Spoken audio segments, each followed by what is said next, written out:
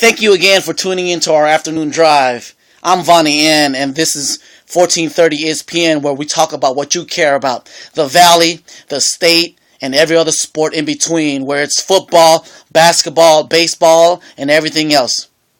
But there's a few things that I'm chewing on today. I'm chewing on the fact that Fresno State is looking pretty good, specifically with the basketball and football program. Now, Rodney Terry, he was hovering around 500 this year, but I'm excited. Got some new recruits out in the Midwest. We got some big men who look like they can run. And we got Robert Upshaw at the last minute. Now, for Robert Upshaw to go to the Kansas State and when the coach leaves, commits to Fresno State, I was like Rodney Terry when I heard the news. My jaw dropped. We actually got a local talent, aside from Greg Smith, to come to Fresno State. I'm excited. I'm also excited about Tim DeRuyter. I'm excited about that 3-4 blitzing defense compared to that 4-3 stagnant defense that produced no turnovers. This 3-4 defense is going to be flying all over the field. This spread offense, those not necessarily suited for Derek Carr, I think he's going to make it work. And he's actually more athletic than we give him credit to.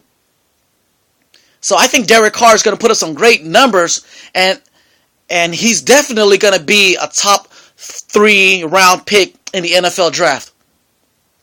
If he decides to leave after this year. I'm also chewing on Giants baseball. Now, specifically Tim Lincecum. What's up with our 2-time Cy Young Award winner? Now, he's 3-10, and yes, he did have a win in his last start, and he did look good, but it was against the lowly, very lowly Astros. Now, in order for the Giants to make it to the playoffs, his 3-10 record has to be switched and reversed to a 10-3 record in order for he and the Giants and Matt Cain to make a deep run into the playoffs. Because once you get into the playoffs, it's a whole new season and anything can happen. And hopefully they can get hot like a few years ago.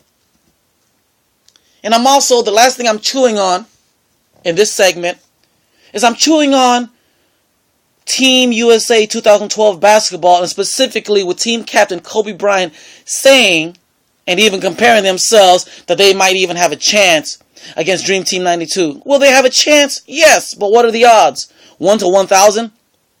Now, don't be like Jim Carrey and say, so I have a chance? In a 7-game series, Dream Team 92 has the edge 4 games to 1.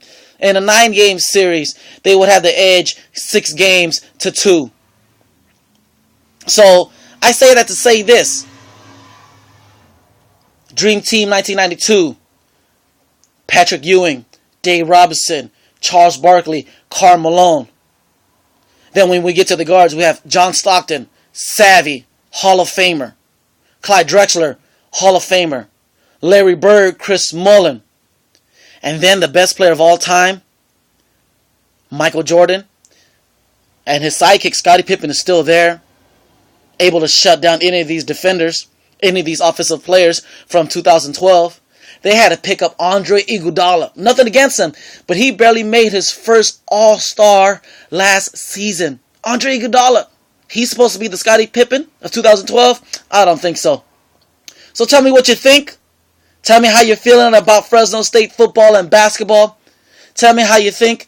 Tell me what you think about Tim Lincecum. And tell me what you think about Kobe Bryant saying they have a chance against Dream Team 92. Give me a call, 1-800-970-ESPN, 1-800-970-ESPN.